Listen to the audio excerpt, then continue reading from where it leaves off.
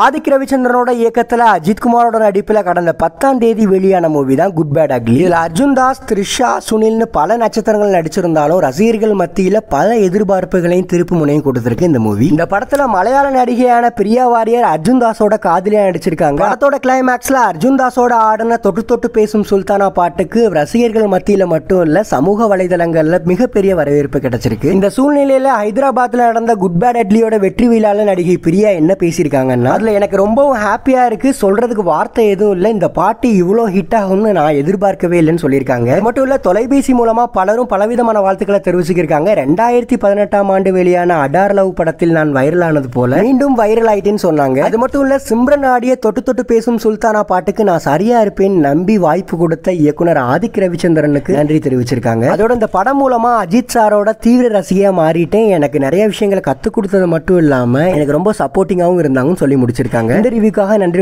உங்கள் TSR மகாலிங்கம்.